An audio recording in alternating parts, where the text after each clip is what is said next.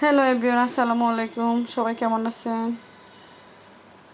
আশা করি সবাই ভালো আছো, আমি ভালো আছি। তো আজকে আমি তেহারি রান্না করে ফেললাম নিজে নিজে। ওই তেহারি এখন আমি একটু খাবো। অনেক টেস্ট হয়েছে। আমি তেহারির ফুল ভিডিওটা আমার ফেসবুক পেজে দিছি, তোমরা চাইলে দেখে আসতে পারো। সারাদিন রোজা রাখার পরে মনে হয় যে অনেক কিছু খাবো খাবো খাবো, খাইতে আসলে আর খাওয়া যায় না।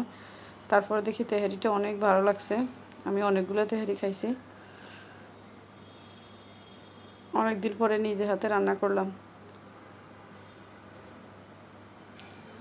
তো সবার কী অবস্থা? সবাই কেমন আছো?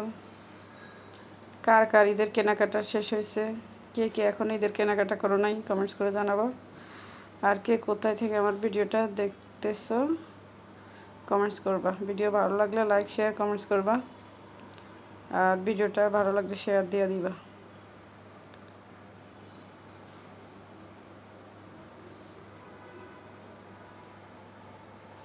সবাই বললো আমি অনেক খাইতেছি, আসলে অনেক ক্ষুধা ছিল আমার, তাই অনেক খাইছি।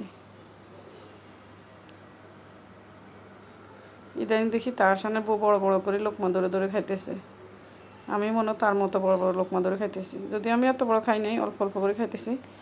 আমার কেন মনে হয়েছিল, মানুষ বললো যে কী এভাবে খায় কেন, কিন্তু আমার অনেক ক্ষুধা, তাই একটু বেশি খাইতেছি।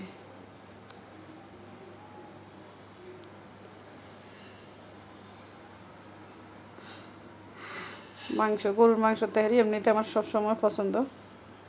মুরগি দিয়ে রান্না করলে মনে হয় যে অত বেশি স্বাদ লাগে না। গরুর মাংস দিয়ে রান্না করলে যা স্বাদ লাগে, মুরগি মাংস দিয়ে রান্না করলে তার স্বাদ লাগে না।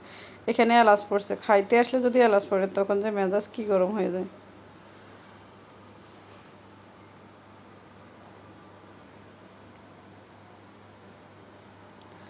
চিন্তা করলাম শুধু খাওয়া ভিডিওই দিব, খাওয়া চ্যালেঞ্জ নিয়ে ভিডিও দিব। যেহেতু আমি লং ভিডিও বানাইতে আমার ওই ধৈর্য নেই। লং ভিডিও বানাইতে আমার মনে হয় যে অনেক সময় লাগে, অনেক ধৈর্যর ব্যাপারে, এত ধৈর্য নেই।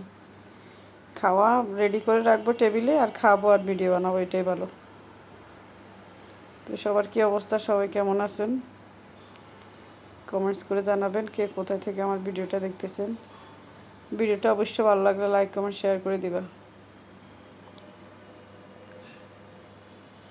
আসলে সত্যি আমি ক্যামেরার বাইরে আরও এক প্লেট বিরিয়ানি খাইছি। ক্যামেরার ভিতরে তো একটা খাইছি, ক্যামেরার বাইরে আরও এক প্লেট খাইছি, অনেকগুলো খাইছি। আমার এত বেশি ক্ষুধা লাগছে। এদিকে তো পানির তৃষ্ণা আর পানির তৃষ্ণা। সারাদিন রোজা রাখার পরে এটা হচ্ছে আমার ইফতারি পরের খাবার।